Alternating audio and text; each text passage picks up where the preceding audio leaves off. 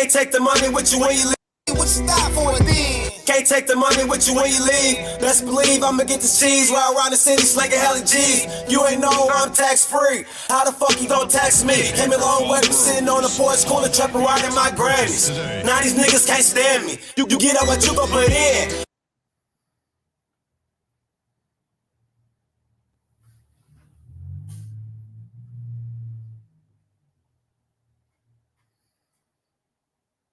Hankin TV.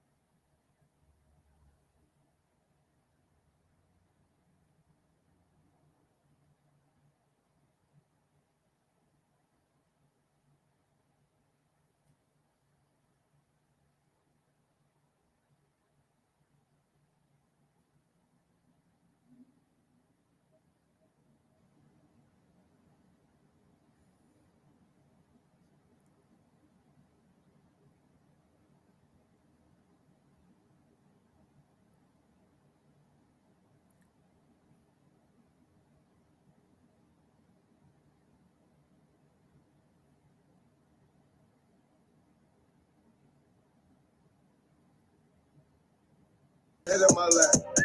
She ain't taking a nap. Got her hands in my bag. She ain't thinking for bands. Yeah. She ain't thinking for bands. Make her slurp from the sideline, that's all she ever did. This one for all the times I missed out on it every day. She just wanna link up on the play cause of my persona. Angel cake mixed with gelato, raw cone is the aroma. Yeah, stindle on me and a spindle on me. No time for games, baby, no Nintendo on me. Slurp, no burp, don't drop shit on my shirt. Headlights in the rear view and shit looking skep. Fuck that, don't slow down, I ain't finished yet. Half a M in the bag, well, at least it's supposed to be. Presidential elect, I made the whole vote for me. Got the neck and 100K, bitch, toast to me. This is 400 grand when I pull up. This 400 grand. Oh, this is supposed to be fine. But I'm keeping 100. She know I'm 100. Cause I keep it 100. She know when I'm coming. So she keep it 100. Then I know she keep coming. Got her head on my lap. She ain't taking a nap. Got her hands in my pants. She ain't digging for bands. Yeah. She ain't digging for bands. It's 400 grand. It's 400 grand. It's a certified hood classic. I used to be in my feelings, then I turned up and got a spot. I can't say how much I made in that bitch, I just know it was a lot. I don't care no more if she love me for real, long as she love my knot. They say, you hitting them with too much drip. I know I got a mop. I put my flow in the microwave, I know I gotta blow, now it's hot. I was way too far ahead of my time, I had to slow down and stop. Before I pull up to the honeycomb, I got to go round the block. Looking in blind spots for any nigga think he on the low trying to plot. Go ahead. Y'all make sure y'all go subscribe to Hankin TV, man. You feel what I'm saying? That's my boy. He put dope content over there.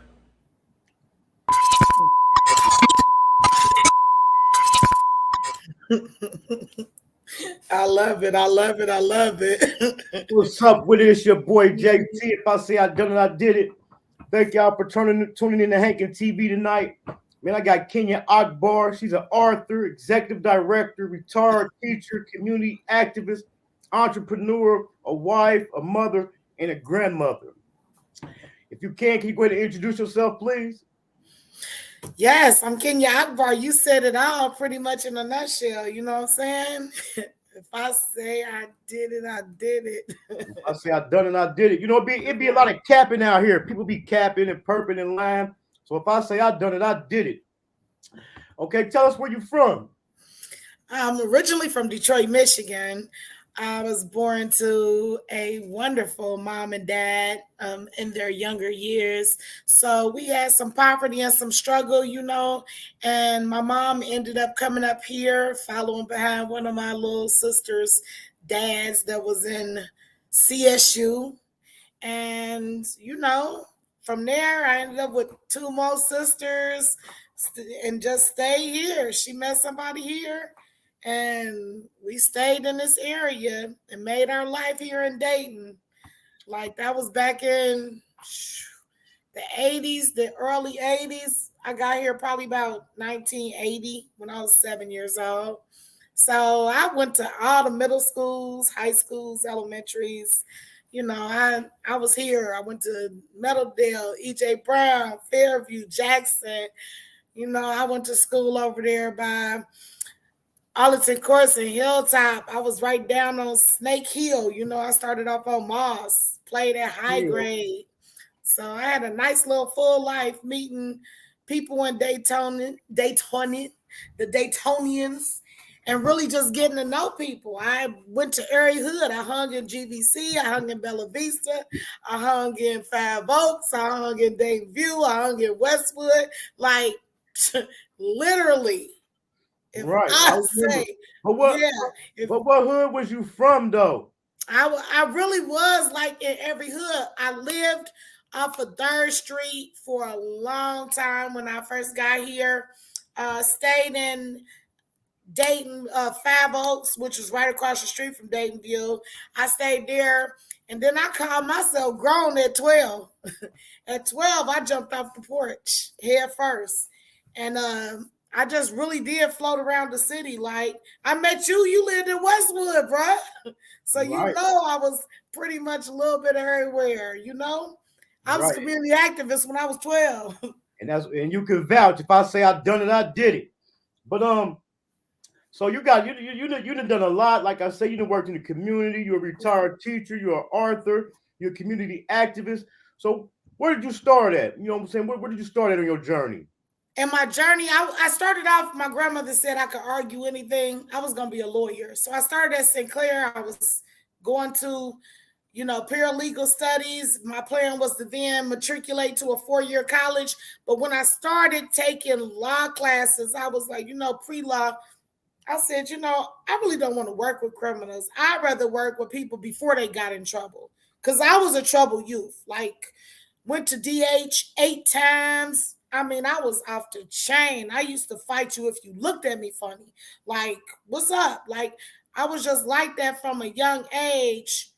And I had a lot of trauma that caused me to be like that. Once I was able to release what it was that was really bothering me, it allowed me to live free. But I was going to study law. Then I was like, you know what? I want to get to people before they get themselves into legal debacles. So I decided to go into education and become a teacher. And the rest is history. I started teaching in charter in 2003.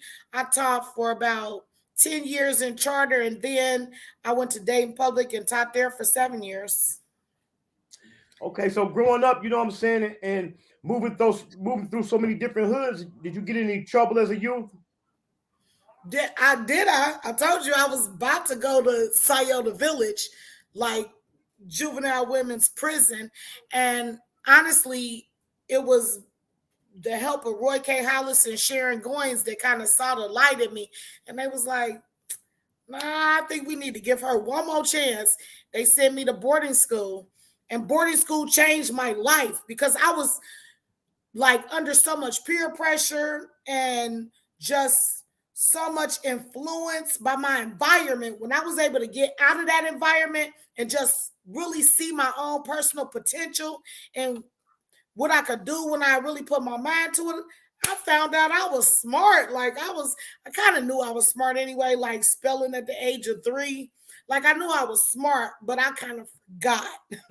I got caught up in all the, who's who. And you know how it is when you start really knowing that you a person 3rd, 4th, 5th grade, you start realizing hey, I could have friends. I could create cliques, I could be part of this group. So when I realized who I was, it was definitely mandatory that I found a career path and was able to channel some of that energy because, I mean, I was in the streets for real, like 12 to probably 20. I was in the streets. Like you said, what'd you say? If you say I've done it, I did it. I did it. I did it. I did it. You know, you was with me Right. a couple times. So when you say you want to start working with people before they get into the system, so what was the first? So what did you do? That's when I started teaching, like working with children before they've even become adults. But what happened was the classroom then became too small of a stage. I needed a grander stage. The Right. classroom felt a little bit constricting to me, like just seeing the children come in and day out and needing all of the services that they needed. Like they needed me to be their nurse, they psychiatrist, they psychologist, they psychotherapist, they mom, they dad. They needed me to be so much, and it was so draining because I really wasn't able to use my gifts, talents, and experiences to edify their life to the extreme that I believe I could. So I needed out of that classroom and to get into activism. And the Gym City Market Project was just that opportunity. You know, I seen the potential in it. We ended up tearing down the whole building and building a 15,000 square foot edifice that has full service grocery store because the children weren't eating. I thought that a lot of their problem was the fact that their health and nutrition was so poor. Right. You know, one way that I build relationship with my children is when they come in the morning, I say, hey, what you had to eat last night? And it was like over and over again, these very malnourished meals like flaming hots and ramen noodles or hot dogs or nothing. And so I realized that the problem was much deeper than I could really dig for from that classroom. So getting out there, meeting families, engaging them, getting them involved in this cooperative project called Gym City Market was really like it was gas to my fire for real. Right. Well, Hankin TV is hot as a gunshot. You know what I'm saying? And we national, we worldwide. So explain the Gym City Market to people who don't know about it. So the Gym City Market is a full service cooperative grocery store. Most grocery stores are ran off of a capitalist model where a couple people, one person is getting wealthy. The Gym City Market is a cooperative. So you can get a membership as a community member and you will actually be a member owner. You will own stock in the store. You also can work at the store and receive a greater portion of stock. Worker owners have 65% stock in the company, and community member owners have 35%. And if you have not the ability to pay $100 to get a membership, then you can become a community member supporter. You can pay $90 and just support a $10 subsidized membership that allows for people to have memberships that have lower income. And so we did that for specific geographical areas. The store was built specifically for an impoverished community that has been historically oppressed by redlining, discrimination, racism. Dayton, what a lot of people don't know, Dayton is the fourth most hyper segregated city in the country. That means that whites live on one side and blacks live on the other side. So the side that we focused on for the grocery store, of course, was the side with the blacks. And it was about 85% concentrated African American population.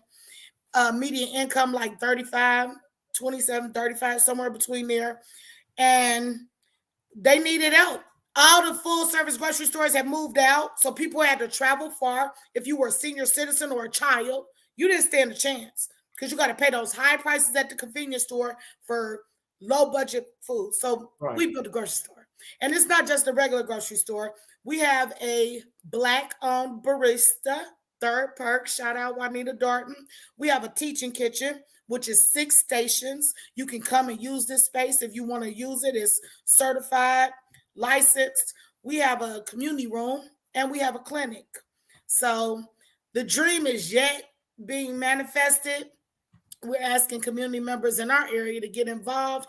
And hey, if you living in an urban area and you sick of asking for franchises to come to you, start your own.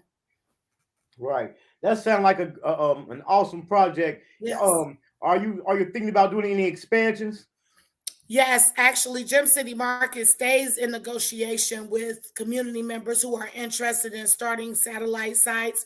We are readily helping people like Robbie Brandon, who's looking to put a grocery store over on Germantown to help service that community. So we've been having some conversations, we've been doing some networking, and we believe that we have a scalable model, which means that you can take that and you can grow it.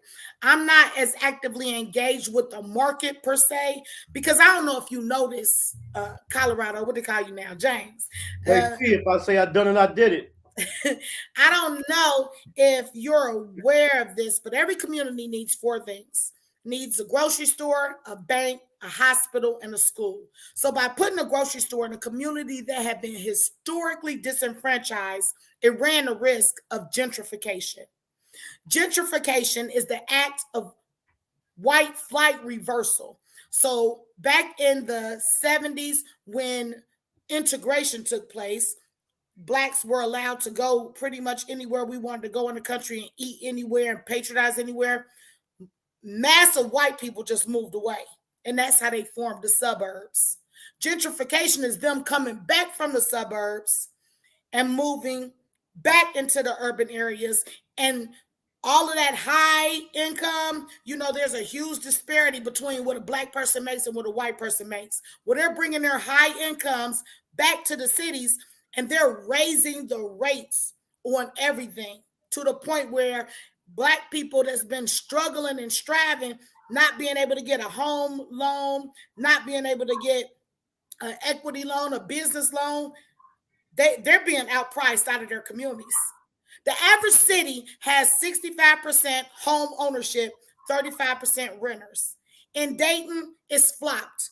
35% of the people in Dayton own their homes, 65% rent. So when you're a renter, you have to be subjected to landlords raising their lease, their renters costs every year. You have to be subject to all types of discrimination. And that's what's happening now with gentrification.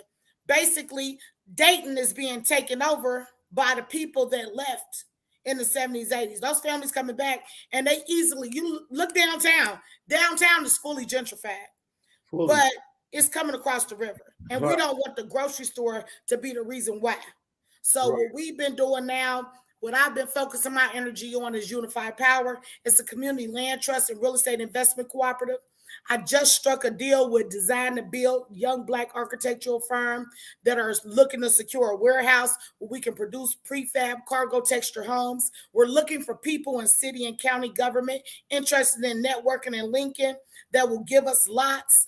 They're getting ready to demolish over 500 houses, if God is willing. We want those lots to be able to erect homes where people can stay in this area.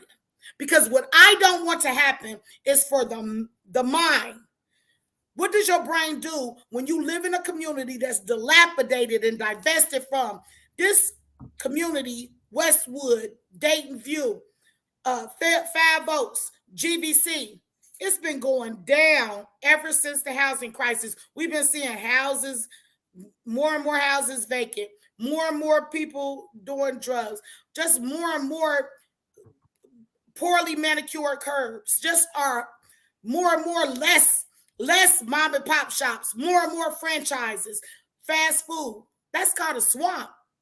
That's not where people live. Right. You got a food desert, you got a food swamp. The desert is when there's hardly no food. The swamp is when it's a bunch of fast food. So we got a problem, Houston.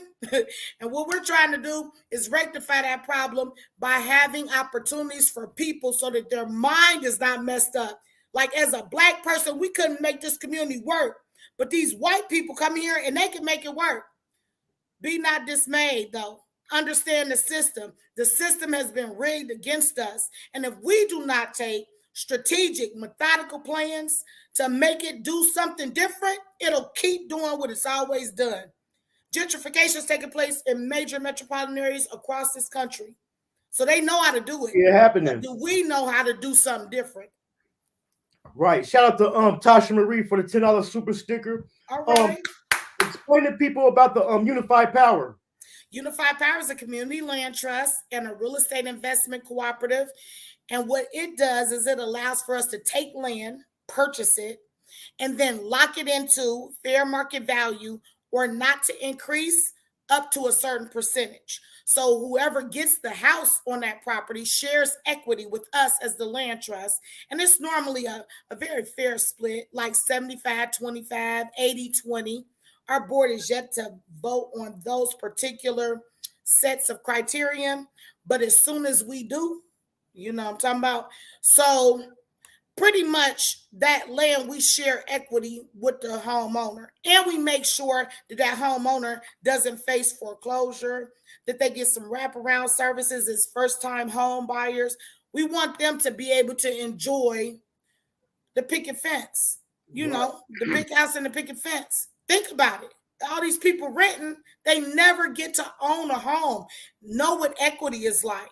So that's what Community Land Trust and Unified Power is really about. The Real Estate Investment Cooperative is much the same with regards to collective power. We come together, we make investments in real estate, and we get to share in the interests and the profits from that together collective work. UJAMA, it's about cooperative economics. We got to come together. Right. And if people are looking for more information on that, where can they find it? Please visit our website, www.daytonunifiedpower.com. There's a plethora of information there, and it's being updated on a regular basis. We also have a Facebook page. We are the ones. So you can check us out on Facebook, please. And thank you for the jewels, brother. Thank you. So we're gonna get back to the Gym City Market. I'll see where they hold a network and chill there every Monday. So what can people do there? What else? What can people do there? Like get this space and do there. What type of events do people be holding? Right. So we have several events there. We have drumming circles, healing drumming circles. You can go there. We had Kaba Kamin. He's a national speaker, prolific brother. We brought him in for African Liberation Day last year.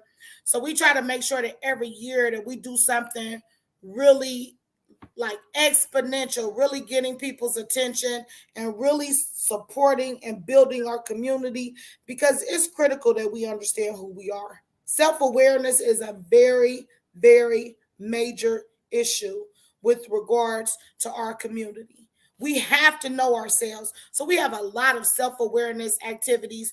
Tribe, there's a group of doulas that are in there that are helping to decrease the infant mortality rate with Black mothers. Black mothers are dying on the birthing table. Black babies are not making it to live and see their first year, their first steps. So Tribe is helping women in the area to give birth with love and care, taking into account some issues that oftentimes are neglected with traditional medicine. It's a lot of things going on. Dayton Cooks is up there in the teaching kitchen. They have a course that they offer. You can currently go sign up and become part of Dayton Cooks. Dayton Cooks will allow you to be part of this program that they run. I believe it's a class that just started. There's classes starting all the time. So that's something that you can really get involved with. No cost. You can't beat. That's a cooking class. Can't beat free, yeah. Yeah, people. Some people need to go take that from them. Some of them plates I be seeing on Facebook, boy. I don't want to change. That's popping. I don't want to change the subject, but anyway. Well, so you say you started in the classroom trying to reach the youth. You know what I'm saying, before they got in trouble. Is that what led you to being a children's author? Mm-hmm. Yeah, I believe that children needed to see themselves in literature. Like, it's really important that you see yourself. You know, I'm really big on psyche. I believe that your brain is the reason why you move the way you do. And so it was important for me to create these books so that children would have an opportunity of seeing themselves in a positive light and seeing themselves. They should see themselves in, whether it's a baby doll or a book or the news, they need to see themselves in a positive light, because that is what helps them to then learn more about who they are. DNA is real, genetics is real. It's not a coincidence that you're the same color as somebody. That's saying something about what you have in you, you being melanated. And children need to understand their melanation. They need to understand their beautiful brown skin. Right. And so I wanted to show them that. My first book is dedicated to my grandmother. I believe that generational relationships are really critical in our community. I think we lose a lot of wealth and wisdom when we don't look to our elders for understanding and knowledge. So my first book's dedicated to my granny. It's geared towards, I'd say, birth to 8-year-olds. My second book was Rainy Days. The character in it was created by an artist who I commissioned based off of my granddaughter's 2-year-old photo shoot. So that book is designed to help people deal with grief, children. Again, it's geared trying to stay with my audience, the 0, newborn to 3rd grade. And then the last book that I wrote is called Robin's Gift. And that book is really about a bird that gets tweeted about and still continues to be a giver. And I think it's very important that people learn how to give through adversity. Things are not always going to be the way that we want them to be, but that does not mean that we should stop being who we are as givers and lovers of humanity. So that book is to help children understand the power of and the need to give, regardless of what they say about you. What was the name of it again? Robin's Gift. I got that one. I got that book. And going back to the part about thinking, how you said how our brain is, and you experienced that personally, far as like you said when you went away to boarding school, how when you changed your, people, places, and things, how your mindset changed. Right. Right. And if people want to get your books, how can they get them? So my books are available from me. I haven't really sold any books lately because I am not really focused on that stream of income. I am a serial entrepreneur, so I have like 8 businesses. And so my publishing business, I publish authors across the country as well. So I have some authors in Virginia Beach, Chicago, Columbus. So I don't just, write. I have a new book, though, that I've written, and I am thinking about putting my website back up for books. I kind of just let the spirit lead me, but it's been on my heart. I haven't written a book in about 3 years, so I am getting that itch. And I think when I release my next book, I'm going to go ahead and put my publishing website back up. But I'm doing some big things right now with the nonprofit. I just had my first fundraiser. I just got married, so we are finishing up a community clubhouse that we're developing. Thank you. I love my husband. My husband loves me. And we have been just really thinking about kingdom life and how we can make our community a better community. Been focusing on developing a community clubhouse where we're going to have a podcast studio, a music studio, a workout room. We just finished buying the equipment for the workout room. We're going to have a nice little kitchen area. So you come up here, kick it with me. We can find more about the community, what we need to do for the community. I can feed you good. You maybe could go down there and lift some weights, Right. So be a real positive place for the community. So with the publishing company, so what genre, does it matter what genre that I publish? Yeah. Most of my authors have been like self-help or kind of self-help, domestic violence, Black men's mental health. I published some street like urban. We gonna call urban literature. Yeah, urban literature. I have published edited for a couple of books. Fire author Mimi, shout out Mimi in Chicago. Danae Carter had an opportunity to edit her book out of Columbus. She had a bestseller. So I've seen a couple. Yeah, they call them street fiction, urban literature. Right, had a Right. couple of those. That's the lane I I'm in. enjoy. I enjoy reading literature though. Okay, tell us about this nonprofit you just had a fundraiser for. Yeah, so you talking about Unified Power. Unified Power developed a philanthropic arm called Up the Collaborative. I really believe that we have to learn how to work better together. We're known as the Gym City here in Dayton. And because of that, I worked with a few different community members, like some Panthers from back in the 70s that are still around, have joined my board. And we have really been working on, because this is the Gym City, a project called COAL. COAL, COAL, Coalition on African Liberation. But coal is the black substance that creates the diamond. It is Right. around the jewel and provides that pressure.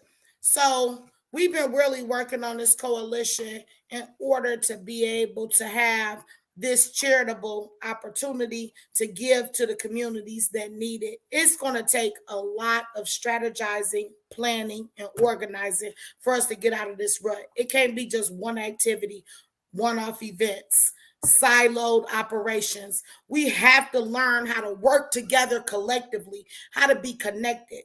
Call those people that are doing work like you and find ways that you all can work together in cooperation, because it is our joint power that really makes us a force to be reckoned with. Right, especially being considered a small town.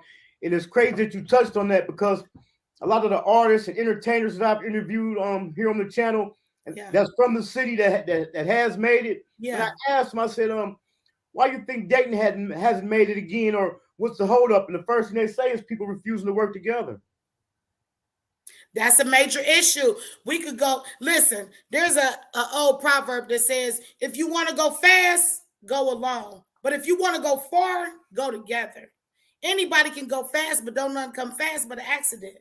Slow down a little bit. Know your neighbor. How you going to love your neighbor if you don't even know him? That's the first commandment. Above all things. And I'm not getting religious or over spiritual, It's the but come truth. on, bro. Everything can't be fiction. There Right. has to be some nonfiction in this world. And I believe that it's true that we really do need to learn how to bond with one another, find our commonalities, and based off of our commonalities, forge forward together. Like if I know your strengths, then I can recognize where my help gonna come from when I get weak in them Exactly. areas, because I know that's your strength.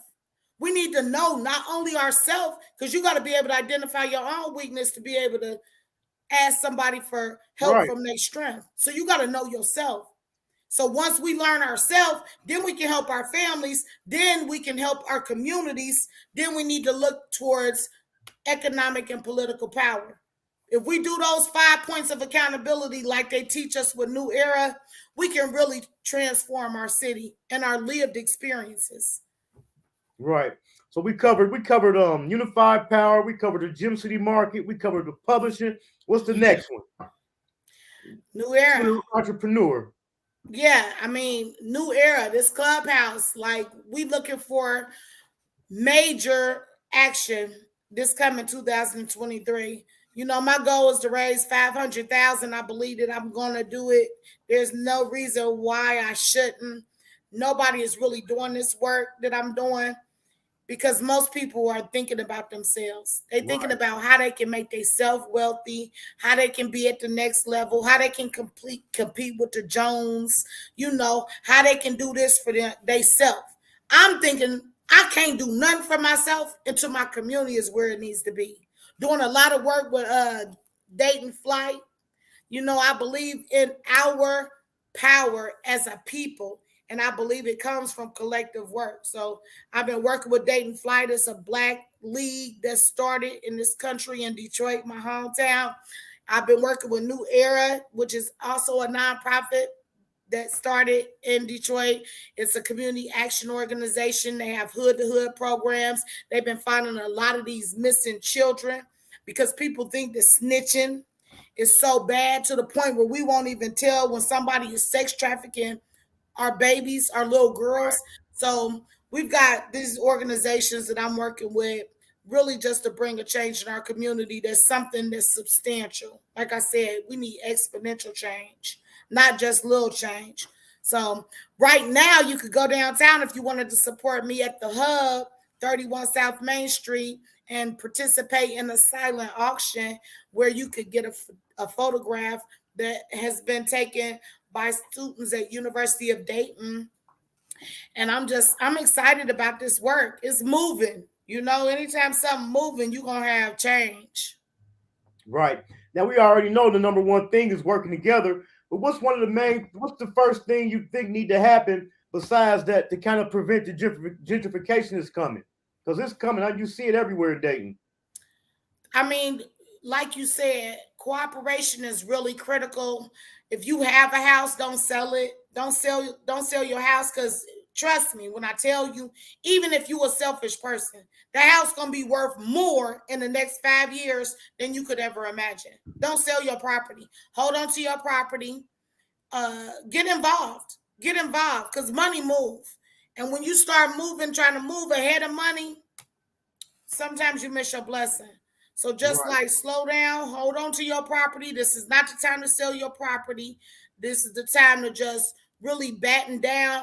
Look at these organizations like Citywide, County Core. They have all types of money available for people to fix out their homes, make them more energy efficient, even buy new appliances. Get with the HRC downtown, but pay attention. There's resources in your community that you have not tapped into that will help you to hold on to your home.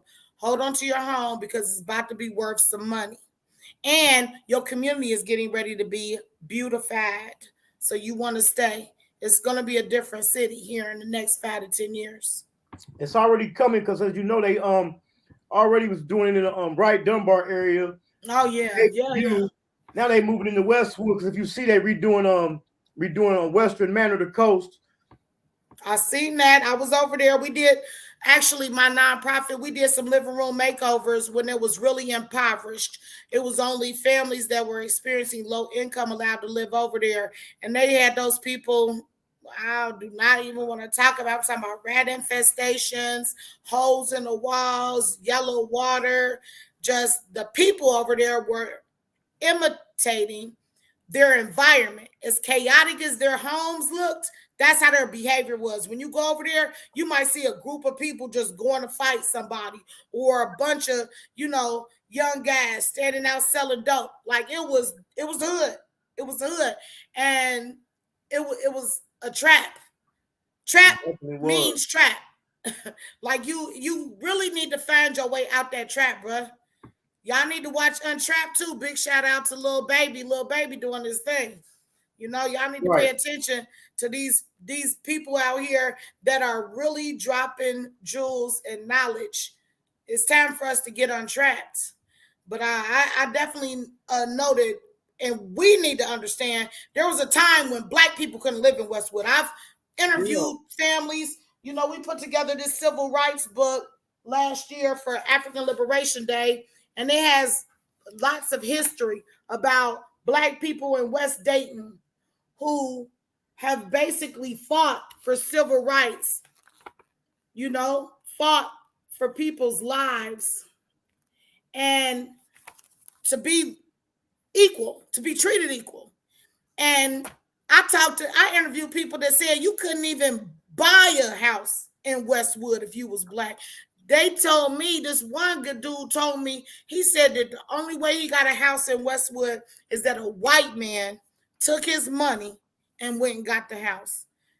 And now we got Westwood, and look at it. We need to do something about our community. Honestly, we got to batten down the hatch. We got to really get together. We got to know where our resources are in our community, and we have to exercise that our strength is togetherness. Exercise collective power. So they all definitely got purpose and meaning. Out of all your projects, which one are you most proud of? Most proud of? I mean, naturally, probably Gem City Market, because of its proof of concept. It was a dream and it became a reality. So I'm extremely proud of Gem City Market being a functional operation.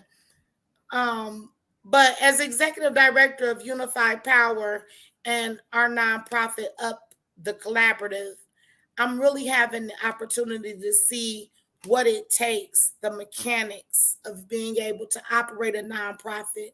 And with the help of groups like Camilla Washington out of Atlanta, Georgia, I'm really learning what it's like to have this agency and make 7 figures, make 8 figures. She's teaching with the creative profitable blueprint. Profitable blueprint is a powerful tool that will help you to understand accessing funding with nonprofits. So it's a learning experience, and it's fresh for me because I just started in April, really, with my official 501c3. So the experience has been a journey. I love meeting new people. I love my community and just tapping into the gifts and being able to flow in my personal strengths. So I would say being an executive director over Unified Power has been really one of my heartbeats. Right. So I guess it's safe for us to call you the Tamika Mallory of Dayton, huh? Oh my goodness. I'm honored, I'm honored. And I would, the sister, you talking about the sister out of New York? Yeah. Yeah, she doing her thing. Like, I really honestly am not looking for any type of reward in this. I enjoy performing. I really do. I really honestly do. I enjoy the work. I like going to gas stations and just picking up a bunch of trash just so my brothers don't go there after a club and just see a bunch of trash and they start feeling like trash. I believe that our environment determines our behavior. It influences it. It does. If nothing else. So if we got a clean, aesthetically pleasing environment, then our behavior will be clean and pleasing. And so that's what I believe. And I really focus on just those acts of kindness towards humanity and towards the earth. Have been gardening down in DeSoto Bass for the last 5 years, teaching them about sustaining themselves through the earth. So all of the work is extremely fulfilling and gratifying, much more than the stuff we was doing back in the day. Right. So what events y'all have coming up here anytime soon for the community? Yes. So in January, we're going to be having a General Assembly for Unified Power. We're going to definitely have that on our website. It can be checked out at www.daytonunifiedpower.com. I talk with people all over the country, so if anybody wants to reach out to me through there, there's an opportunity for you to message me. Also, if you have a landfall of money and you want to donate, there's a button for you to donate on that website. But the General Assembly, we're going to pretty much roll out our plan for these prefab cargo texture homes. They're very sustainable, a lot less, taxing on the environment. So they're environmental friendly. We're excited. We're building a building next to the Gem City Market. If God is willing, it's going to be a 3-story. We probably have about anywhere from 15 to 20 units. We're finishing up that performer with Unified Power. It'll be commercial use on the first floor. So we're looking at about 3 or 4 tenants. So we're just getting that project together, and that'll be part of our political event rollout in January. So January is going to be a busy month. Just tap into the website. Make that your New Year's resolution. Get into community development. So we already know the Gem City Market is providing groceries and nourishment for our elderly and people in the community. So what type of programs we have for the youth? The babies, there's a lot going on for the babies right now. The city just approved $20 million. And so you're going to see a lot of activities. It's important that we capitalize on the fact of who we are. By Dayton being the first in flight, we were actually, the home of the Wright brothers. Right. So as, the home of Orville and Wilbur Wright, We should be putting out black pilots. It's a shortage.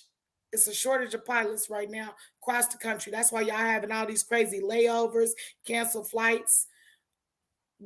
So we have STEM programming, more STEM programming. We're going to play with some drones. We have the Westside Makerspace over at the library. We're looking for rites of passage locations. We are having a leadership program that's going to be coming out of the Northwest Collaboration. Sean Walton, my brother, is running that. He's putting together his ambassadors right now. It's about the youth. Honestly, you got to get to the youth. The youth are the future. Right. That's not just cliche. The youth are the future. So whatever we leave with them, they watching. They watching. So whatever we leave with them, that's what the next generation is going to see. We have a responsibility. We really do, and we need to recognize it. Right. So that book that you said that you interviewed people about, what's the name of it again? This is the African Liberation Day. So we had a park in Dayton View renamed. It used to be called Dayton View Park. Didn't have really much meaning. We renamed it Liberation Park last year. We worked for that for 5 years, paid about $500 and had the park renamed. We also just recently had $360,000 from the city allocated to refurbish the park's gazebo. So this book was our brainchild for that whole season of renaming the park this year.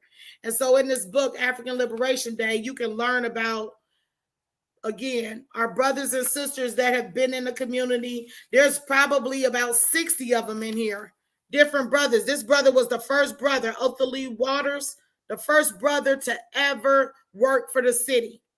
Like, it's a powerful book.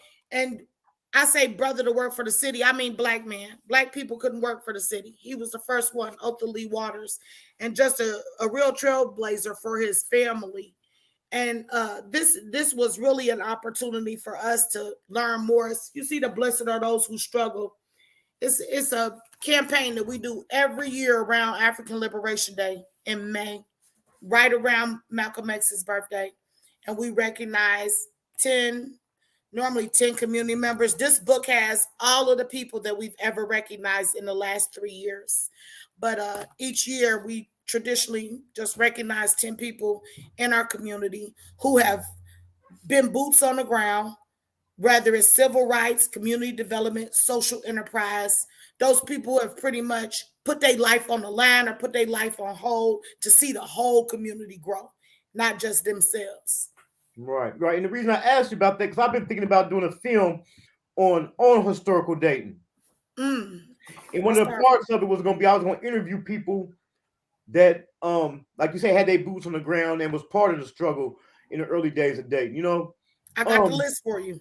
Okay. And another thing, tell people about the event they have up there every year, the going back to school event. Oh yeah, so that's my brother, right? You talking about Banky's event? Yeah. The Banky has a big back to school event at Liberation Park every year, doing it big, the big foundation. He gives out book bags. He gives out food. They have drill teams. And he probably has a traditional date for it. Our events are normally the last weekend of May. This week, we actually are going to be the first week of April. And then you're going to have Juneteenth on the 19th. And we do those every year like clockwork right there, up there. We're getting ready to renovate the parking. So you're going to have nice parking. We're not parking on the grass. And we're going to do the gazebo and the bathrooms. So our elders will have nice places to, go for their bio breaks. And then we're going to also get some more equipment so the children can have a good time as they have great food, great entertainment, and most importantly, they get some knowledge and know that their community is more than just drug dealers and gun violence. Right. So your years of being a teacher, what's some of the struggles that you have faced? I was an exceptional teacher. I was blessed to be one of those teachers. I came out on top. When I came out, I was my school treasurer, had been for all the years I had been there. I was the building leadership team leader. I was, the union rep. I I was on top. I came out at the top of my game teaching third, fifth grade. Sometimes it's challenging when you are in a position where your vocabulary has expanded and your heart is for the people, but your language doesn't always line up. Normally, what they say, people don't really care how much you know until they know how much you care. So I think my major challenge was to make sure that the families that I was serving in some of the lowest income communities in the hood, it was important that they knew how much I cared. So, I worked and much to the sacrifice of even my own family. I worked in the community. I'll go to houses at night, take food, money, I remember I had to take children home with me a couple times because that's what it takes. It really does take a village. So I think some of my major challenges would have been around working with families, watching children become desensitized to trauma. Whether it was, a young man that watched his father get killed on his porch the day before, or, having a baby just not show up to class because she don't have a coat or clean clothes. Those were common things that, we oftentimes take for granted. But as a child, you are really just susceptible to anything, and you don't have control over what that is because you're a child. You can't go get a job and work and take care of yourself. So you really are at the whim of your family. So I would say that, yeah. And the reason I ask, because I know sometimes it's hard not to take some of that stuff home with you. Yeah, virtually impossible. Virtually impossible, especially children, because they're so vulnerable. Babies are so vulnerable. They depend on us for everything. Right. And it's hard not to become a mother for 20 children. I mean, in general, if I had a class of 20, I say maybe 3 or 4 of those families on average would be strong and sustaining and, almost thriving, if not thriving. But the other 16, they struggling, bruh. They struggling hard. Like babies coming in with an attitude. What's wrong with you? These babies sitting at the bus stop at 6:00 in the morning in the freezing cold in the winter, 5 degrees. They don't have no gloves. They don't have no hat. Like the struggle is real. We need to wake up. It's not about what you got up under your Christmas tree. You got a whole community out here that needs attention. We got to start watching. They say watch and pray. Our eyes and our ears need to be open. But most importantly, our heart has to be open to what's going on in our community. Because if we are the people that we say that we are with regards to community, we need to recognize that we are the strength. We need to be just constantly aware of what's going on in our community with these babies, most importantly. Right. And it's crazy because I remember going to school and it was the opposite. It only be a few families struggling and everybody else would be, say, all right. But now it's the opposite. Everybody, hey, bro, people are all right. I'm telling you, listen, after NAFTA, you know what I'm saying? We really got the short end of the stick when all of these industries uprooted. They was able to go overseas without the taxes and be able to get this low labor. That left a lot of our families without food to eat, money to pay their mortgages. Families went downhill right around that housing crisis time. NAFTA really messed our communities up. It really messed our communities up. Yeah, sis. Is the nail Mac second? Yeah. We got to be aware. Like, these are things that I learned. Like, I ain't come out my mama's womb knowing about it either, but it was really around that time that you noticed our communities took a serious decline. Because even though the banks would not, when they seen us coming as blacks, brown faces, and the whites moved out, they wouldn't give us those loans we needed to maintain our businesses. We got the mom and pop stores closing down. we think the white man's ice is colder, so we go into their businesses instead of going to ours. So our businesses just went downhill. But then even the people that was working at the factories, they done lost their jobs because the factories then left. General Motors left, Lexus left, Standard Register left.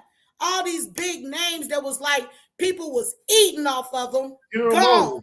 General Yeah. Motors. So now, baby, listen, you're going to be hood rich for a minute because you probably got that buyout. But when that buyout money was gone, oh, man. Hey, son, people was doing what they had to do. And that's why we got to be careful because we do a lot of that in our community. And then we start self-medicating. We want to smoke more weed than we do anything else. Like, we want to drink more drink than we do anything else. And it's cool to kick it, but hey, do not ignore the fact that you have a job to do. You have a purpose, and you need to identify what that purpose is. You are not here to smoke up all the weed. Right. So for the people here in Dayton, if anybody want to, volunteer or donate, where can they go? Please go to my website, www.daytonunifiedpower.com. Visit my website. You'll see the donate button right up there on the top. Pop that button. You'll go through our PayPal. We are a verifiable 501c3 charity, so you will get a write-off letter if you so desire. It is tax exempt.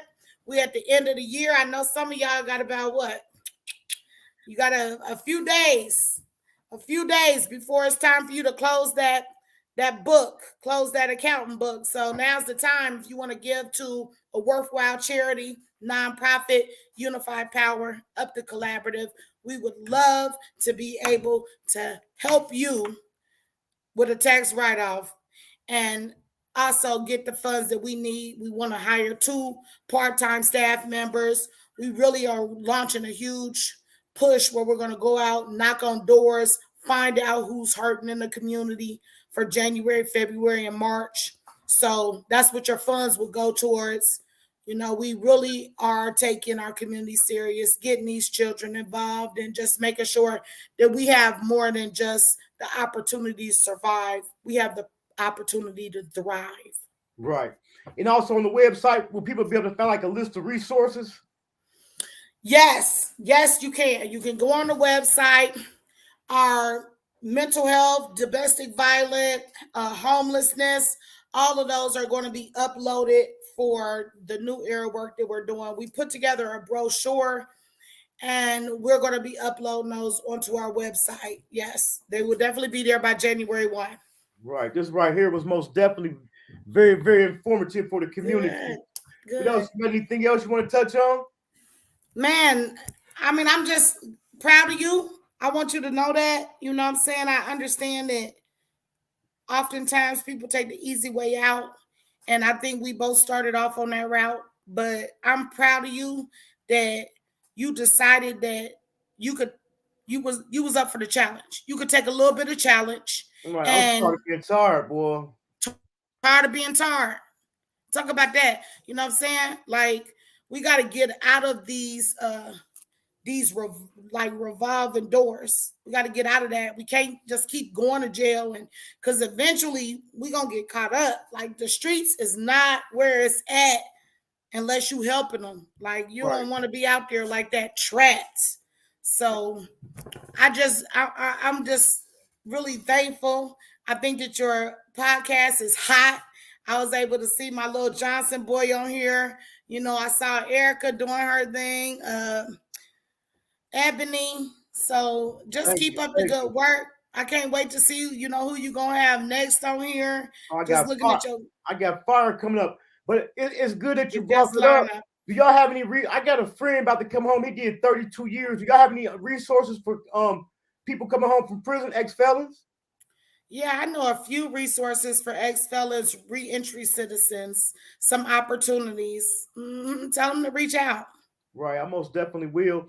And I'm gonna need you to text me that website so I can put it in the description of this YouTube video. I sure will. I'll send it to you as soon as we hang up. And then make sure you hit me up when you drop that book. We're gonna bring you back up. We talk about that. Then we'll see where We're Gym City Market at DN in the new era. We'll definitely do a follow-up. Please do. I think that you're going to be thoroughly impressed with this next level and this next dimension. It's already blowing my mind. And I got to get you over here to the clubhouse so you can hang out with me.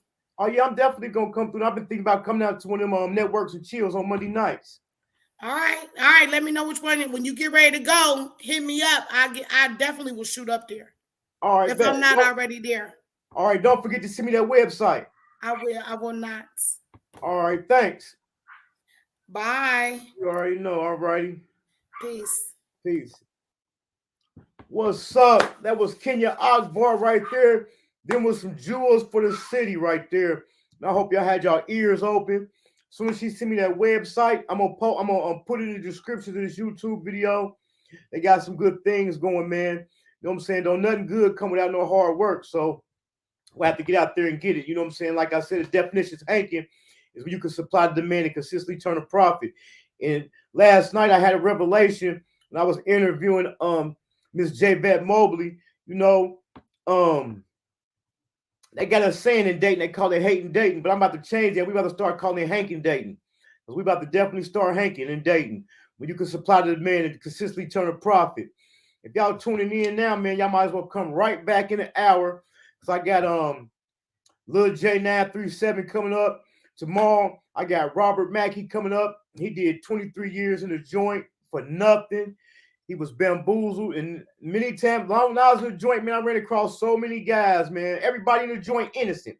I didn't do it. This man was truly bamboozled. He did over 23 years in prison. He out now. He also working in the community. He doing a thing called Stop the Violence and Put the Guns Down. So I'm going to have him come through tomorrow. You know what I'm saying? Let y'all know about that. He also started a new podcast.